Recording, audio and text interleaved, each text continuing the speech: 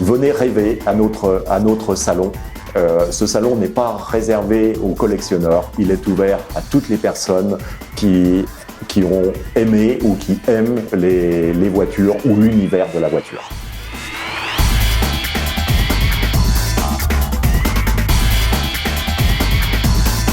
Pierre Crovat, merci de nous recevoir pour parler de ce fameux, j'oserais presque dire, ce fabuleux salon Époque Auto dont vous allez dans un premier temps rappeler les dates pour l'année 2024. Alors, notre salon se tiendra du vendredi 8 au dimanche 10 novembre à Eurexpo, à Lyon Eurexpo. Sur une surface de 88 000 mètres carrés. Notre salon repose sur 3 fondamentaux. Le premier, ce sont les clubs. Nous aurons plus de 200 clubs de marque.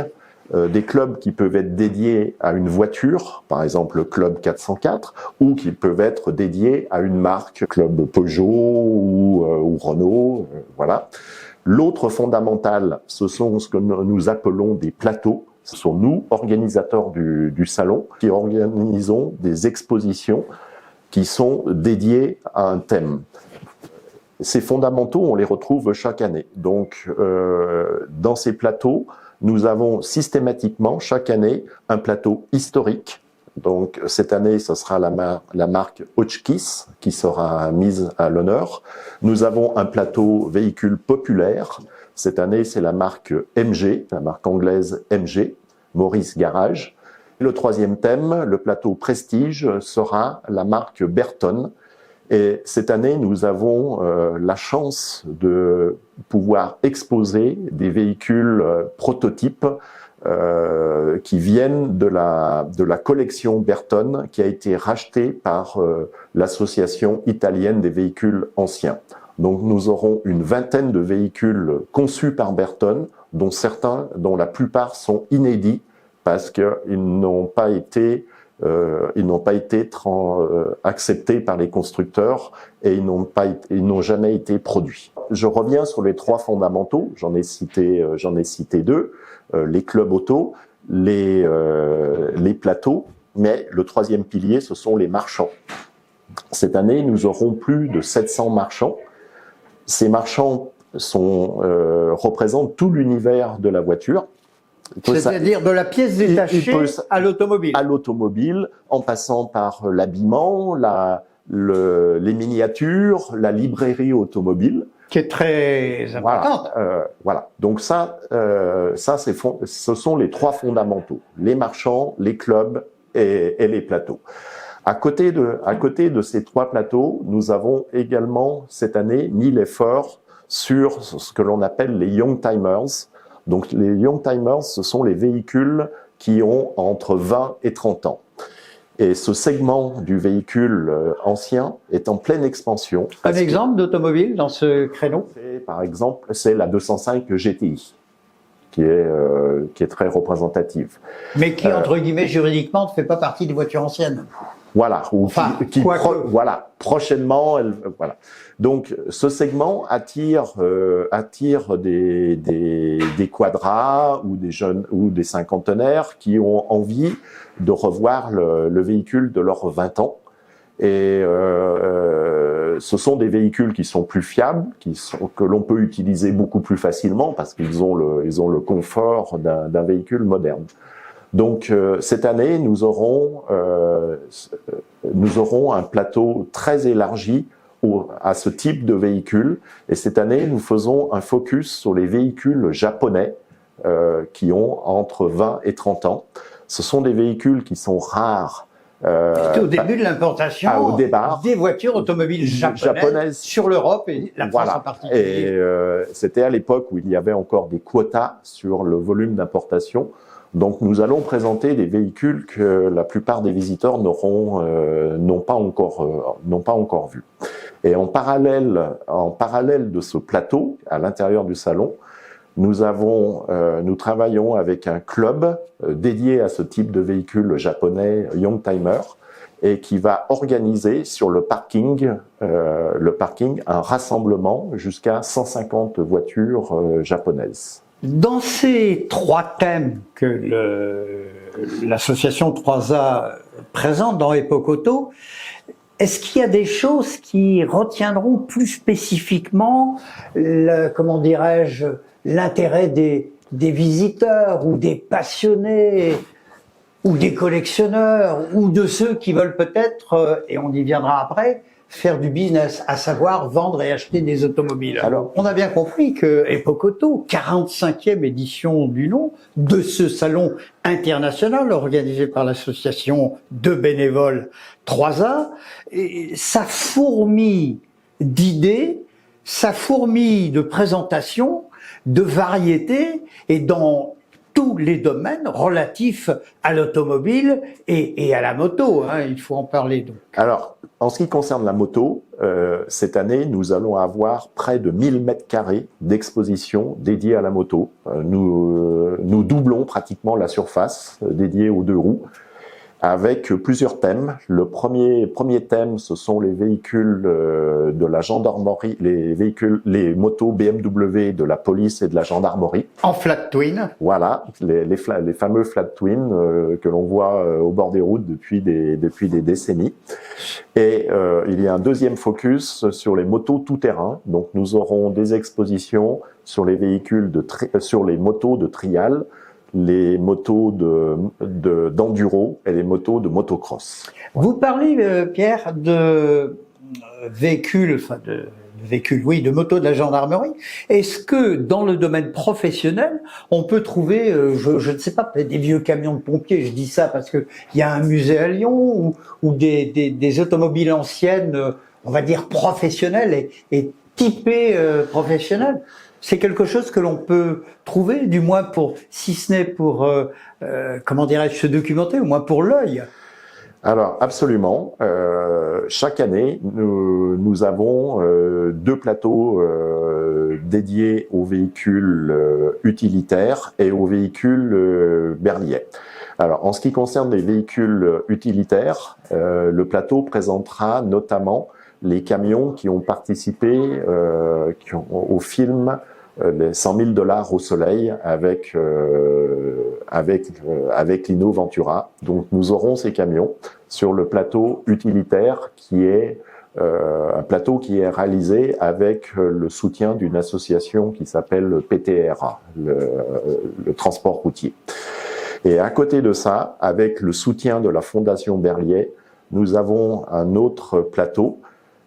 Habituellement, il est réservé aux véhicules Berliet, mais cette année, la Fondation Berliet avec laquelle nous collaborons nous a orientés vers une exposition de véhicules d'origine lyonnaise, qui ne sont pas seulement des véhicules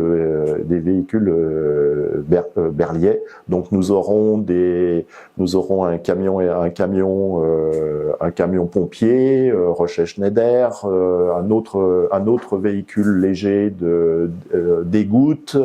Nous aurons plusieurs véhicules. On verra par exemple des camions ou des répliques du moins de cette fameuse aventure Lyon-La Chine, aventure bien connue de certains. Alors, non, nous n'aurons pas de véhicules qui ont participé à la croisière jaune, mais nous aurons un véhicule exceptionnel qui est une chenillette Hotchkiss qui a participé aux expéditions populaires de Paul-Émile Victor. Je crois qu'on l'avait déjà vu il y a quelques années dans le salon, cette chenillette. Alors, je suis désolé, je suis récent dans l'organisation et je ne peux pas vous affirmer ou vous contredire. Pierre Crova, parmi les véhicules, est-ce qu'il y en a un qui sortira du lot à part cette chenillette? Alors, je sais pas, quelque chose d'exceptionnel, je dis des bêtises, une Rolls qui a appartenu à la reine d'Angleterre, ou la Mercedes qui appartenait à Hitler, ou je ne sais trop quoi. Enfin, je pense ça parce que je parle musée Henri Mallard à Rochetaillé-sur-Saône. s'il y avait un véhicule à mettre en avant, quel serait-il? Sans hésitation, il s'agit de la Ford Mustang qui est le sujet de notre affiche du salon 2024. Cette année, nous célébrons les 60 ans de la Ford Mustang et nous aurons une réplique de la Ford Mustang qui a participé, qui a été utilisée dans le film Bullitt avec Steve McQueen. Si vous aviez, Pierre Crovat, en forme de conclusion, quelque chose à dire avant que l'on parle, j'allais dire, de l'intendance, si vous aviez quelque chose à dire sur ce salon et sur l'engouement de vos 300 membres, même si les 300 membres ne sont pas forcément actifs dans l'organisation du salon, ça serait quoi? Je dirais, pour moi, c'est la diversité. Nous avons des personnes intéressées par des véhicules plutôt sportifs, d'autres intéressées par des véhicules plutôt familiaux, d'autres par des deux roues. Et j'ai oublié de parler que nous avons deux autres expositions importantes. Ce sont une exposition qui est faite avec le magazine Autodiva qui va présenter des Formule 3 parce que la Formule 3 1000 cm3 nous allons célébrer les 60 ans de la Formule 3. Et nous avons aussi une autre exposition dédiée à Matra, où nous allons avoir à la fois des véhicules de tourisme comme la Murena ou la Rancho, mais à la fois des autos de course comme une Formule 1 ou la Matra victorieuse des 24 heures du Mans. Précisons une chose, ce salon n'est pas réservé aux seules personnes d'un âge avancé avec un peu de moyens financiers. C'est pour les jeunes, c'est pour à la fois toute classe d'âge, mais également toute condition, j'allais dire, pécuniaire. C'est encore une fois pour nous, c'est vraiment une raison d'être de pouvoir accueillir toutes sortes de publics. Le dimanche, nous avons des familles qui viennent avec des petits enfants. Et ce qui est remarquable, c'est qu'en fait, sur les 3 jours d'ouverture, nous avons chaque jour une spécificité. Le vendredi, nous avons plutôt des gens bricoleurs qui viennent au salon, bien sûr, voir les voitures, mais aussi rencontrer les marchands de pièces, d'accessoires, d'outillage. Et nous voyons des personnes repartir avec un petit chariot, avec des objets achetés. Le dimanche, nous avons plutôt, le samedi, pardon, nous avons plutôt un visitorat qui vient voir les véhicules avec, pour certains, un objectif de se renseigner pour éventuellement acheter une moto ou une auto.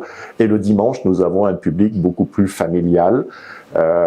Parce que notre salon reste abordable en termes de tarifs. On arrive à la fin de cet entretien, Pierre Crovat. On va parler, entre guillemets, un peu d'intendance. Alors, rappelons les dates. Alors, le salon se tient du vendredi 8 au dimanche 10 novembre 2024. Les horaires. Les horaires, le salon ouvre à 9h le matin. Le vendredi, il est ouvert jusqu'à 20h. Le samedi jusqu'à 19h et le dimanche jusqu'à 18h. Le lieu.